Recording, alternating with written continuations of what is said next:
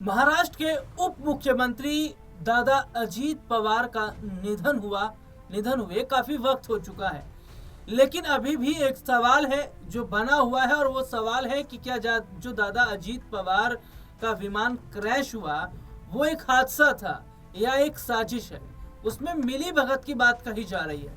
हालांकि अभी जांच उतने सिरे से नहीं हो रही है जिस तरीके से होनी चाहिए थी। पश्चिम बंगाल की मुख्यमंत्री ममता बनर्जी ने भी इसे हादसा नहीं बल्कि साजिश करार दिया था। शिवसेना यूबीटी के सांसद संजय राउत ने भी इसे एक हादसा करार न देकर उन्होंने साजिश की बात कही थी। अब ऐसे में देखिए, जो शरद पवार गुट के विधायक हैं अजीत पवार, उन्होंने महाराष्ट्र के जो मुख्यमंत्री हैं देवेंद्र फडणवीस, उनसे मुलाकात की। उन्होंने कहा कि दादा अजीत पवार का जो विमान हादसा हुआ उस मामले की जैसे जांच होनी चाहिए ना, वैसे जांच हो नहीं रही है। इस मामले की जांच पारदर्शी तरीके से होनी चाहिए, एफआईआर अब होनी चाहिए, और अगर जरूरत पड़े तो सीबीआई की भी इन्वॉल्वमेंट इसमें होनी चाहिए। तो क्या अगर जांच होती है तो वाकई साजिश जो है वो इसमें कनेक्शन निकल कर आ पाएगा। और देखिए, ब्लैक बॉक्स का मैं जिक्र करना चाहूंगा। जो ब्लैक बॉक्स होता है उसमें तमाम ऐसे क्लू होते हैं जो ये बता देते हैं कि हादसा क्यों हुआ, क्या कारण था, क्या बातचीत पायलट और एटीसी के बीच हुई, क्या क्या चीजें अंदर हुई। लेकिन वो ब्लैक बॉक्स तक जल गया, जो कि एक चौंकाने वाली बात है। अब इसी मुद्दे पर हम बात करेंगे, और बातचीत करने के लिए हमारे साथ अमन सर इस वक्त जुड़े हैं। सर, बहुत बहुत स्वागत है इस प्रोग्राम में आपका। सर, दादा अजीत पवार के साथ जो हादसा हुआ उसे अभी भी साजिश के तौर पर देखा जा रहा है, और जिस तरीके से शरद पवार गुट के जो विधायक हैं अजीत, उन्होंने मुख्यमंत्री से मुलाकात की। सर, कैसे देख रहे हैं इसको? देखिए, बिल्कुल, और जिस तरीके से हम पूरे मामले को देखें तो जाहिर बात है कि उसमें शक और शुबा की जो गुंजाइश है वो तो बनती हुई दिखाई पड़ती है। उस बात को लेकर कई लोगों ने अपनी आवाज़ें बुलंद की। आपको याद होगा कि जब निधन हुआ था अजीत दादा का, उसके अगले ही दिन ममता बनर्जी का बयान सामने आया था कि ये कोई सामान्य घटना नहीं है, बल्कि इस दुर्घटना में कहीं ना कहीं साजिश की उनको बू नजर आई थी। उन्होंने इसके ऊपर बाकायदा बयान भी दिया था। उसी के बाद अखिलेश यादव ने भी इस बात को लेकर कहा था कि अगर ऐसा कुछ लगता है कि इस हादसे के पीछे किसी बड़ी साजिश का हाथ है तो इसके ऊपर निष्पक्ष जांच होनी चाहिए। उस वक्त तमाम नेताओं ने यह भी कहा, खुद जो सीएम देवेंद्र फडणवीस थे, कि भाई ऐसे हादसों पर राजनीति नहीं होनी चाहिए और इस तरह के इल्जाम जो है वो नहीं लगाए जाने चाहिए। लेकिन अब जब मौत के इतने दिन बाद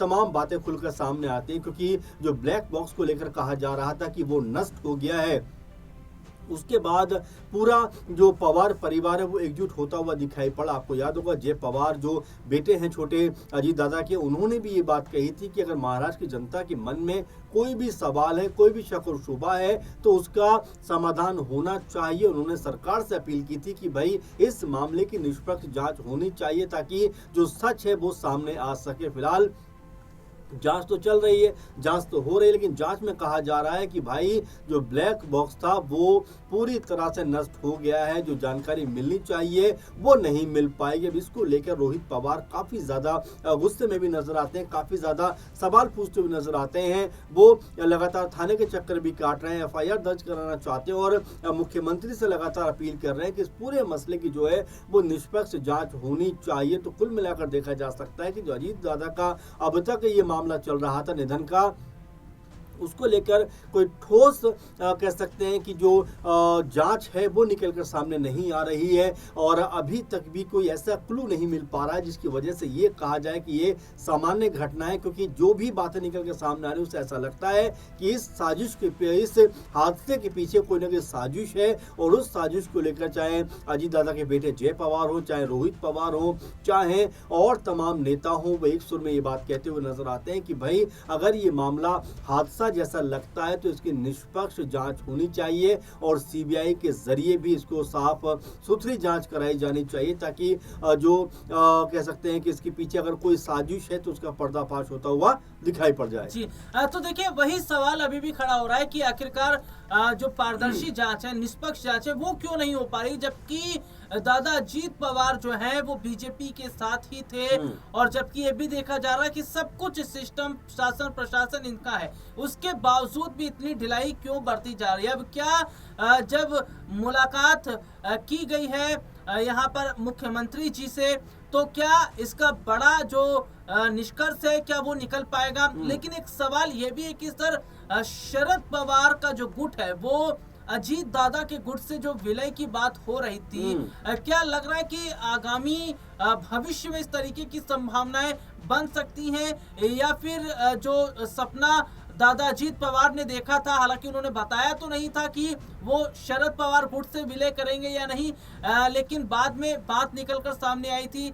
शरद पवार बहुत ज्यादा लग रहा था कि वो गुट को मिलाने की कोशिश कर रहे थे। क्या सर वो हो पाएगा? देखिए बिल्कुल आपने सही कहा, क्योंकि राहुल जी इस बात को लेकर तमाम चर्चाएं चल रही थी। खुद शरद पवार ने ये बात कही थी कि अजीत पवार की लास्ट इच्छा यही थी कि दोनों जो दल बने हैं वो एक साथ मर्ज हो जाएं, विलय हो जाए। लेकिन इसको लेकर भी आपको याद होगा देवेंद्र फडणवीस ने क्या कुछ कहा था, जो मुख्यमंत्री है महाराष्ट्र के, कि भाई ऐसी अगर कोई बात होती तो अजीत पवार मुझे जरूर बताते। लेकिन शरद पवार ने इस पर पलटवार करते हुए कहा था कि भाई ये सारी बातें मुझसे हुई थी और मुझसे उन्होंने ये बात कही थी, आपको इसका जिक्र क्यों करेंगे। तो ये तमाम सारी बातें उस समय होती हुई दिखाई पड़ी थी। बल्कि ये तक कहा गया था कि विलय की तारीख भी तय हो गई थी जो 12 फरवरी की थी, लेकिन उससे पहले ही अजीत पवार का निधन हो जाता और तमाम तरह की जो चीजें हैं वो उलट पलट होती हुई दिखाई पड़ती है। लेकिन अब क्या ये होता हुआ दिखाई पड़ सकता है? क्या जो दोनों गुट हैं वो एक साथ आते हुए नजर आ सकते हैं? क्योंकि अब ये संभावना इसलिए भी कम दिखाई पड़ती है कि सुनेत्रा पवार जो अजीत पवार की पत्नी है, उनको एनसीपी अजीत पवार गुट का अध्यक्ष बना दिया गया है। तो ये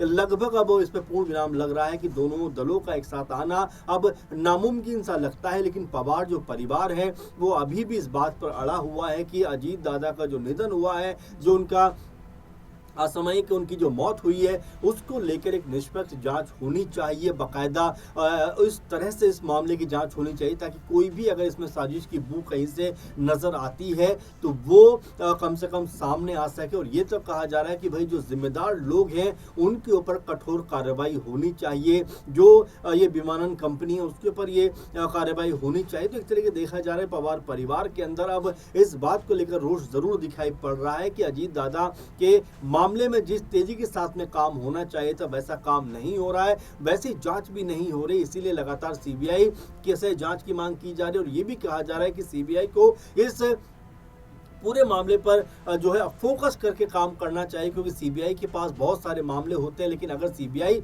इस मामले पर फोकस होकर काम करेगी तो जो कह सकते हैं कि जो निष्पक्ष जांच है वो निकलकर सामने आएगी और जो भी जिम्मेदार लोग हैं उनको इसकी जो है तौर पर सजा दी जानी चाहिए। क्योंकि जिस तरह से अजीत दादा का निधन हुआ है, पूरे महाराष्ट्र समेत पूरे देश में शोक की लहर दौड़ गई थी। और कहीं ना कहीं जो विमानन कंपनी है इसके ऊपर तमाम सारे सवाल उठे। अब क्या होगा, क्या वाकई में सीबीआई जांच होती हुई दिखाई पड़ेगी और क्या वाकई में जो सच छुपा हुआ है बाहर निकल कर आएगा, इसको लेकर तमाम सारी बातें राजनीति के गलियारों में भी चलती हुई दिखाई पड़ रही हैं। जी, वाकई अब यहाँ पर देखना होगा कि क्या आने वाले वक्त में जो शरद पवार का गुट है और दादा अजीत पवार का गुट है, क्या एनसीपी के विलय की जो चर्चा काफी समय से हो रही थी, क्या वो एनसीपी का विलय हो पाएगा? और दूसरा सवाल है कि क्या आखिरकार सच आ पाएगा कि दादा अजीत पवार के साथ जो हादसा हुआ वो हादसा ही था या फिर साजिश?